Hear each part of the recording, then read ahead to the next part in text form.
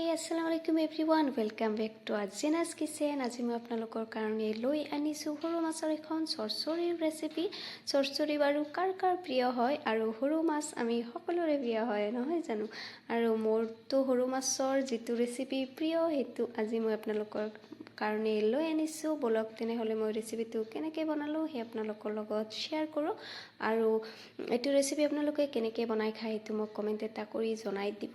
তাৰ বাবে মই প্ৰথমতে ললোঁ এটা বিলাহী, এটা পিঁয়াজ আৰু দুটা কেঁচা জলকীয়া। এইখিনি মই একদম মিহি মিহিকৈ কাটি লৈছোঁ। আৰু এয়া মাছ চাওকচোন, আজি মোক কোনোবাই মাছ দি গ'লে একদম ফ্ৰীতে 2 কেজি মাছ। ভাল লাগিছে নহয় জানো। এইটো একদম পুখুৰীত তাজা মাছ দি গৈ তাৰে মাজৰ পৰা মই 250 গ্ৰামমান মাছ ধুই বাছি লৈছোঁ। এতিয়া দি দিলোঁ এচামুচ নিমখ, এচামুচ হালধি, আধা চামুচ ধনিয়া গুড়ি, আধা চামুচ শুকান জলকীয়া গুড়ি, লগতে আধা চামুচ জিৰা গুড়ি। এইখিনি মই ভালদৰে মিহলাই ল'ম আৰু 10 মিনিটমান থৈ দিম।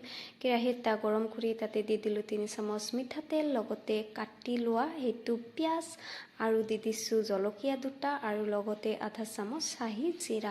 এইখিনি মই অলপ টাইম লৰাই ভাজি ল'ম আৰু তাৰপিছত দি দিম এচামুচ থেতেলি লোৱা নহৰু আৰু বিলাহীটো আগতে কাটি থোৱা আছিল সেইটো মই দি দিলোঁ ইয়াতে।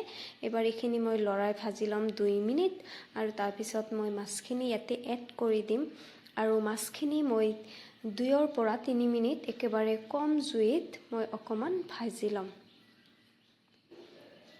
তাৰপিছত মই ইয়াতে এড কৰি দিছোঁ পৰিমাণ অনুসৰি পানী। আপোনালোকে যেনেকুৱা জোল খায় তেনেকুৱা পানী দিব। আৰু এবাৰ মই গোটেইখিনি মিক্স কৰি এইটো হ'ব দিম 4 পৰা 5 মিনিট। আৰু এয়া মোৰ ৰেডি হৈ গ'ল মাছৰ চৰচৰি। কাৰ বাৰু এইটো প্ৰিয় মোক কমেণ্ট এটা কৰি জনাই দিব। আৰু আপোনালোকে বাৰু এইটো ৰেচিপি কেনেকৈ খায় সেইটো কমেণ্ট কৰি জনাই দিব। ৰেচিপিটো ভাল লাগিলে চেনেলটো ছাবস্ক্ৰাইব কৰি দিব আৰু ভিডিঅ'টোত এটা লাইক মাৰিবলৈ নাপাহৰিব। পুনৰবাৰ লগ পাম আৰু এটা নতুন ৰেচিপি লৈ। তেতিয়ালৈকে ভালে থাকক, সুস্থ থাকক আৰু মোৰ ভিডিঅ'বিলাক চাই এনজয় কৰি থাকক। Bye bye. আৰু ভিডিঅ'টো শেষলৈকে চোৱাৰ বাবে বহুত ধন্যবাদ আপোনালোক চবকে।